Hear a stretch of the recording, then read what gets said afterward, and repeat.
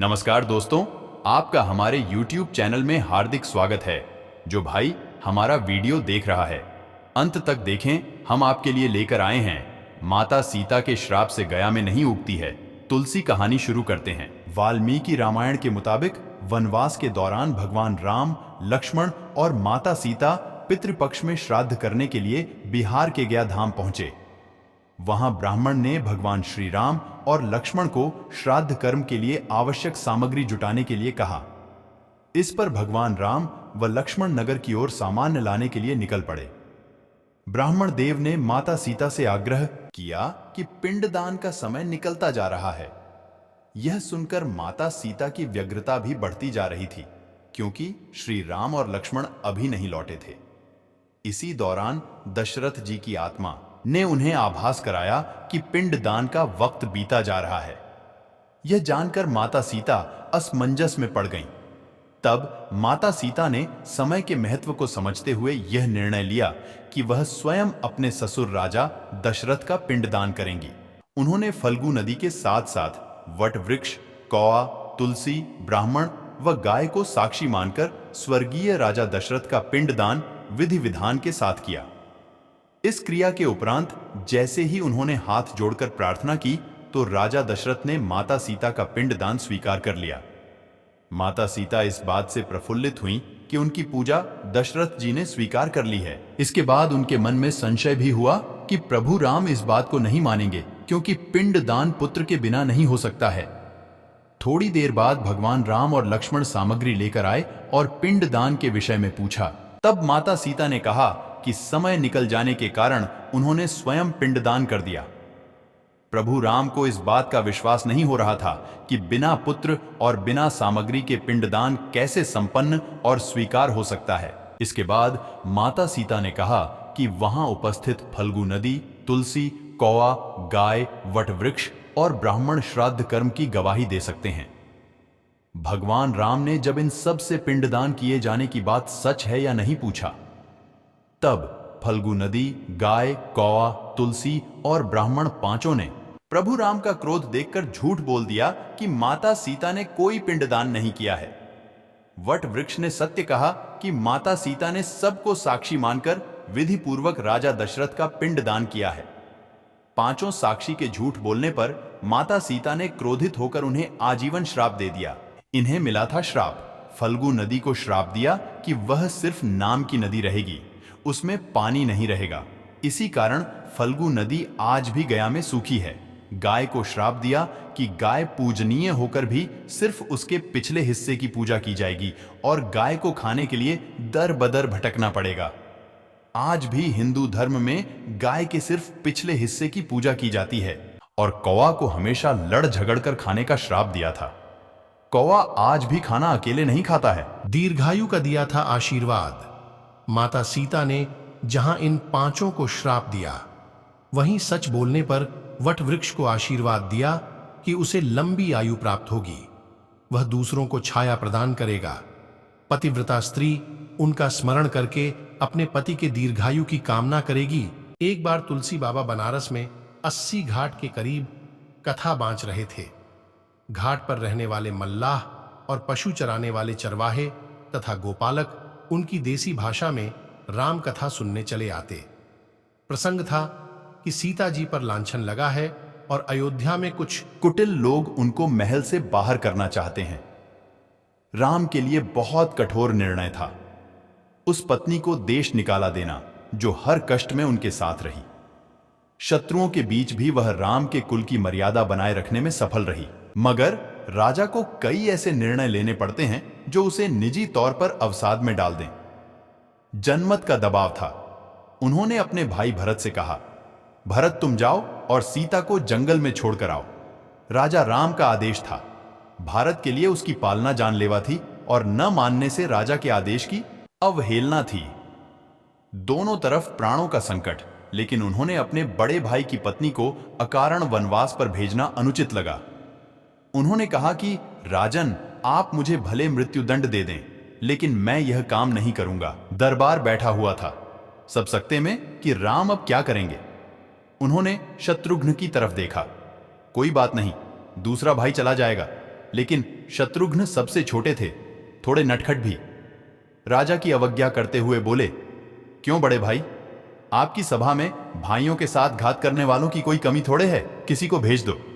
वहां पर बैठे सुग्रीव और विभीषण एक दूसरे का मुंह देखने लगे और उनका चेहरा आंसुओं से भीग गया। तुलसी बाबा कथा सुना ही रहे थे कि श्रोताओं के बीच से एक अनजान आदमी उठा और अपने गमछे से आंसू पोंछते हुए तुलसीदास के पांवों पर गिर पड़ा। तुलसी बाबा बोले, उठो राजा मानसिंह, कई बार राजा को बेढब फैसले लेने पड़ते हैं, मैं तो सिर्फ कथा सुना रहा था। उस समय तुलसीदास के नाम की चर्चा अकबर के दरबार तक फैली थी, इसीलिए राजा मानसिंह वेश बदलकर कथा सुनने आए हुए थे। कथा कितनी सच है कितनी झूठ कुछ नहीं पता, मगर राम कथा भले एक हो, उसके प्रसंग अनेक हैं। कोरोना काल के कुछ पहले 2019 में मैं रामेश्वरम गया हुआ था। धनुषकोडी से लौटते हुए मैं एक ऊंचे स्थल पर बने विभीषण मंदिर में भी गया। देश का शायद यह अकेला विभीषण मंदिर होगा। वहां के दाक्षिणात्य पुजारी ने मुझे कंबन की तमिल रामायण का एक प्रसंग सुनाया। विभीषण राम की शरण में आए हैं, मंथन चल रहा है कि इन पर भरोसा किया जाए या नहीं। सुग्रीव भी तय नहीं कर पा रहे हैं ना जामवंत। कई वानर वीर तो विभीषण को साथ लेने के घोर विरोधी हैं। उनका कहना है कि राक्षसों को कोई भरोसा नहीं। क्या पता रावण ने कोई भेदिया भेजा हो। राम को विभीषण की बातों से सच्चाई तो झलकती है, लेकिन राम अपनी ही राय थोपना नहीं चाहते। वे चुप बैठे सबको सुन रहे हैं। सिर्फ बालिका पुत्र अंगद ही इस राय का है कि विभीषण पर भरोसा किया जाए। राम का चरित्र स्वयं ही काव्य।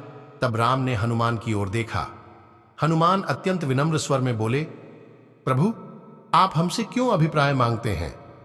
स्वयं गुरु बृहस्पति भी आपसे अधिक समझदार नहीं हो, लेकिन मेरा मानना है कि विभीषण को अपने पक्ष में शामिल करने में कोई डर नहीं है, क्योंकि यदि वह हमारा अहित करना चाहता तो छिप कर आता, इस प्रकार खुल्लम खुल्ला न आता। हमारे मित्र कहते हैं कि शत्रु पक्ष से जो इस प्रकार अचानक हमारे पास आता है, उस पर भरोसा कैसे किया जाए। किंतु यदि कोई अपने भाई के दुर्गुणों को देखकर उसे चाहना छोड़ दे, तो इसमें आश्चर्य की क्या बात है। आपकी महिमा से विभीषण प्रभावित हो तो इसमें आश्चर्य कैसा। परिस्थितियों को देखते हुए मुझे विभीषण पर किसी प्रकार की शंका नहीं होती। अब राम चाहते तो विभीषण के बारे में अपना फैसला सुना देते, लेकिन उन्होंने अपने समस्त सहयोगियों की राय ली। यही उनकी महानता है और सबकी राय को ग्रहण करने की क्षमता। वानर वीरों को भी अपने बराबर का सम्मान देते हैं। इसलिए राम के बारे में कहा गया है कि राम तुम्हारा चरित्र स्वयं ही काव्य है। कोई कवि बन जाए, सहज संभाव्य है मर्यादा पुरुषोत्तम। राम के बारे में इतना साहित्य रचा गया है कि शायद किसी नायक के इतने चरित्र ग्रहे गए हों। उत्तर दक्षिण पूरब पश्चिम सब जगह राम कथाएं मिलती हैं और हर जगह की राम में भिन्नता है। राम आदर्श धीरोदात्त नायक हैं, मर्यादा पुरुषोत्तम हैं। उनके अंदर सागर जैसी गंभीरता है और उनके चरित्र में पहाड़ा सदृश ऊंचाई। वे समाज में एक ऐसे चरित्र को प्रतिस्थापित करते हैं जिस चरित्र से पूरा मानव समाज गरिमा के साथ प्रकट होता है। उनमें अनुशासन है, वे माता पिता और गुरु के आज्ञाकारी हैं। लोभ तो उनमें छू तक नहीं गया है। ऐसे राम हमारे भारतीय समाज के नायक तो होंगे ही। हर राम कथा में राम की उदारता और न्यायप्रियता ही चर्चा। हर कवि ने राम को अपनी नजर से देखा और उनके अलौकिक गुणों की व्याख्या अपनी संवेदना से की। मूल आधार वाल्मीकि रामायण है, लेकिन क्षेपक अलग अलग हैं। जैसे तमिल के महान कवि कंबन ने अपने अंदाज बयां किया है, तो कृतिवास की बागला रामायण और असम के शंकर देव का अंदाज अलग है। कहीं राम स्वर्ण मृग की खोज में नहीं जाते हैं, तो कहीं वे सीता की अग्नि परीक्षा और सीता वनवास से विरत रहते हैं। जितने कवि उतने ही अंदाज, किंतु राम कथा एक। यह विविधता ही राम कथा को और मनोहारी तथा राम के चरित्र को और उदात्त बनाती है। हर राम कथा में राम की उदारता और न्यायप्रियता ही चर्चा में रही है। वे उत्तर और दक्षिण को जोड़ते हैं, किंतु किसी की संस्कृति, रीति रिवाज और राज्य को लेते नहीं हैं। राम किष्किंधा जीतकर राज्य बाली के छोटे भाई को सौंपते हैं। यह भी सुनिश्चित करते हैं कि बाली के पुत्र अंगद के साथ अन्याय न हो, इसलिए उन्हें युवराज घोषित करते हैं। रावण की मृत्यु के बाद रावण का अंतिम संस्कार विभीषण को करने के लिए कहते हैं। वे लंका का राज अपने अधीन नहीं करते, बल्कि रावण के छोटे भाई विभीषण का राज तिलक कर देते हैं। राम की यह उदारता ही उनको लोक में ऐसा प्रतिष्ठित करती है कि राम एक राजा से अधिक वे भारत में ईश्वर का दर्जा पा गए। पूरे देश को आज 22 जनवरी का इंतजार है। हमारे लोकमानस में भगवान बन चुके राजा राम फिर से अपने मानव रूप में प्रकट हो गए हैं। इसीलिए रामलला की प्राण प्रतिष्ठा हो रही है। अपने अनगिनत रूप वाले राम फिर से अनेक प्रसंगों के साथ जुड़ गए हैं। यही राम की खासियत है कि वह हर रूप में अपने भक्त के साथ जुड़े हैं।